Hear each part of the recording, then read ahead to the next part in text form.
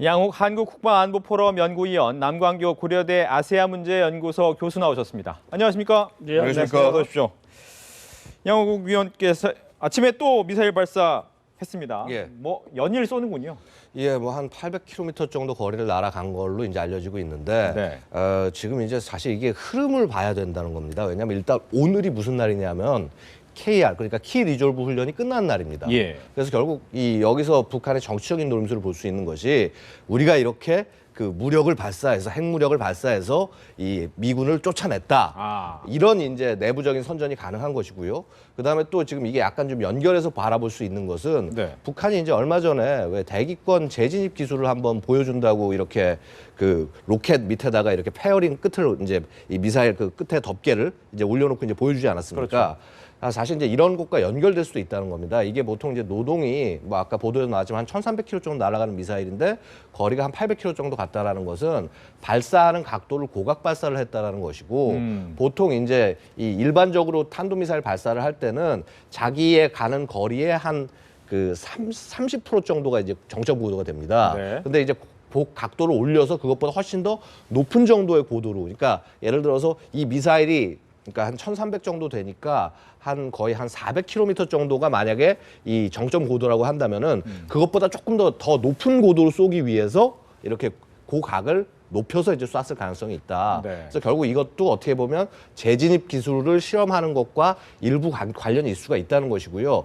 또 여기서 우리가 또 한 가지 더 알 수 있는 것은 뭐냐면 지금 북한이 계속 이제 저 재진입 기술에 관해서 얘기를 하고 있는데 북한이 실험하는 미사일이 두 가지가 있습니까? 뭡니까? 무수단하고 KN-5A입니다. 그러니까 지금 무수단은 우리가 알고 있는 3,000에서 4,000km 정도 날아가는 중거리 미사일이고요. 그다음에 KN-5A는 한 12,000km 정도 날아가는 소위 ICBM급의 미사일인데 예를 들어서 이런 것들을 이런 고각 축소 발사를 통해서 그 재진입 능력을 시연할 가능성은 충분히 있다. 결국은 지금 이 뭐 KR이고 그러니까 이 키 리졸브고 그 독수리 훈련이고 상관없이 북한은 계속적으로 지금 자신들에 대한 이런 그 핵을 개발하고 미사일 개발하는 것들을 계속 보여주겠다. 김정은이 말대로 하는 겁니다. 그래서 얼마 전에 결국 김정은이 얘기하지 않았습니까? 핵탄두 폭발 실험해라. 그다음에 장거리 미사일 발사해라. 결국은 지금 그러한 흐름에 따라서 흘러가고 있는 것이다. 그 우리도 어떤 정부 차원에서 뭔가 이제 좀 그 추후의 북한의 행동에 대해서 어떤 이 견제를 하기 위한 행동을 조금 더 과감하게 나설 때가 되지 않았나 이렇게 생각이 됩니다.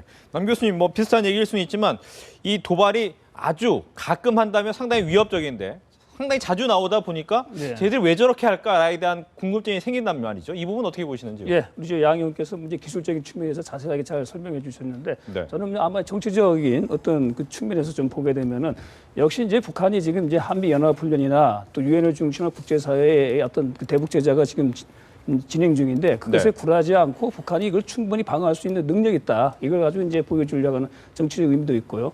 또 하나 이제 북한 내에서 아무래도 이제 국제사회 대북 제재가 본격화되다 보니까 아무래도 좀 약간의 어떤 동요의 가능성도 좀 우리가 예상할 수가 있습니다. 뭐 그런 측면에서 좀 더 북한 주민들을 결속시킬 수 있는 어떤 매개체로서 북한의 이런 과학기술, 핵능력, 미사일 능력을 이제 계속 보여주는 것이고요.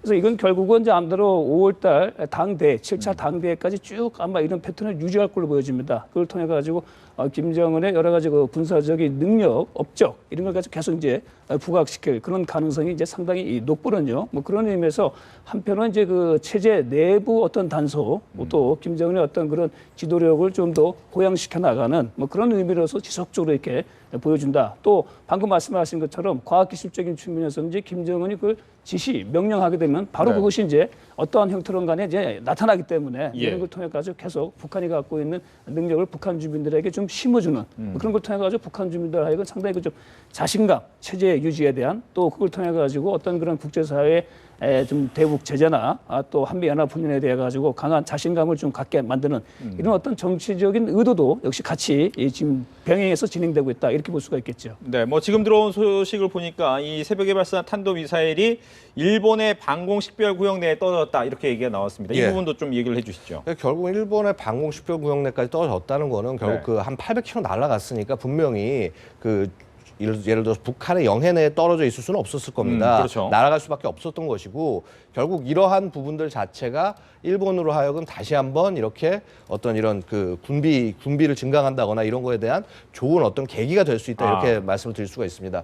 사실 보면 아까 저 교수님께서 정확히 지적을 해주셨지만은 지금 우리 사회가 이런 어떤 북한의 이러한 그 위협에 대해서 너무나 반응을 하지 않고 있습니다. 아시다시피 지금 김정은이 뭐 핵탄두를 심지어는 공개까지도 하고 네. 여러 차례 했지만은 그 알파고 이세돌 대국으로 인해서 어떤 그 관심도 솔직히 쏠리지 않았습니다. 그렇죠. 일부 언론에서만 예를 들어서 지금 이런 연합뉴스 같은 보도 채널에서만 관심을 가지고 국민적인 관심을 못 일으켰는데 결국 이런 것들, 그러니까 대한민국의 어떤 국민들의 관심을 좀 끌어내고 그 다음에 불안하게 만들고 그리고 마치 북한을 어떤 핵 보유국으로서 기정사실 인정하지 않으면은 그 뭐 예를 들어서 어떤 좀 더 이러한 그 불편함이 계속될 것과 같은 이러한 어떤 국내 내부 정치에 대한 압박을 하려는 것이 아닌가. 결국 그렇다면은 이러한 압박은 여러 가지 형태로 계속될 수밖에 없습니다. 우리 과거에 보고 있으면은 예를 들어서 대선이나 총선 기간 중에 네. 반드시 이런 북한의 도발이 있었습니다. 이번에도 그렇다면 결국은 이 4.13 총선 직전에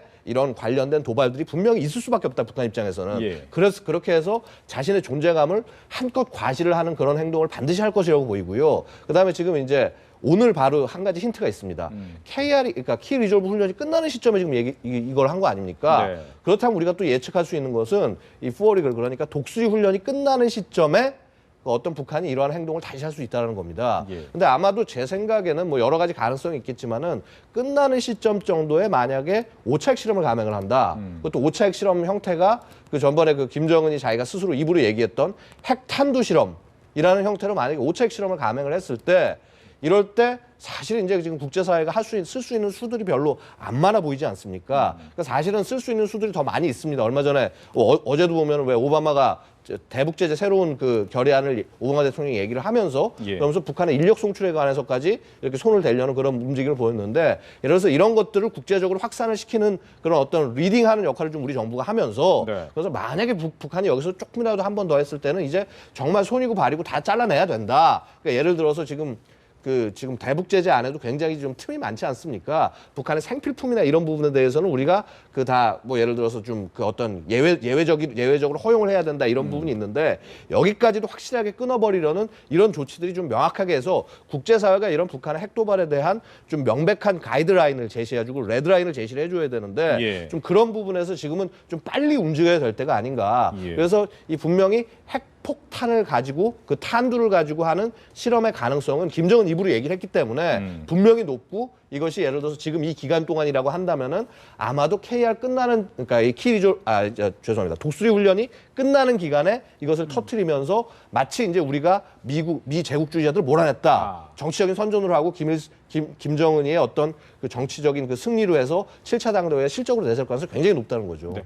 남 교수님, 그런데 뭐 여러 가지 얘기를 해주셨지만 이 대북 제재가 계속되고 있는 상황에 어디였죠? 이제 북한 화물선이 국적으로 위장한 채 우리 영해 그냥 통과를 했습니다. 네, 또 우리 예. 정부는 이 부분에 대해서 특이하게 또 방어 같은 건 없었던 걸로 보이거든요. 이 부분은 예. 어떻게 좀 봐야 되는지 무슨 의도가 있나요? 그 부분은 뭐 우리가 좀 통상적인 네. 그 항로 움직임이다 이렇게 볼 수가 있습니다. 북한이 보통 그런 뭐 자원을 시게 되면은 서해 항로를 돌아가지고 동해상으로 돌아가지고 우에서 이제 가거든요. 근데 이번에 지금 이제 대북 제재가 발효 중인데 이 북한 선박에 대해서는 예를 들어서 뭐 항구에 이제 기항한다거나 정착한다 그 부분에 대해 가지고 이제 유엔에서 지금 발효하고 있는 31척의 오선에 대해 가지고 정박을 못하고 이제 퇴거 혹은 이제 정박에도 몰수할 수 있는 그런 조치를 지금 이제 제재 내용에 담고 있는 것이고 이번 같은 경우는 정상적으로 이제 그 화물선이 이제 그 뭡니까 정지하지 않고 비록 우리 영해상이지만 쭉 가기 때문에 네. 이 경우는 이제 피해가 없이 그대로 쭉 가게 되면 이것은 이제 어떤 평화로운 어떤 어선의 움직임으로 파악해가지고 여기에 대해서 이제 예를 들어서 제재를 가할 수 있는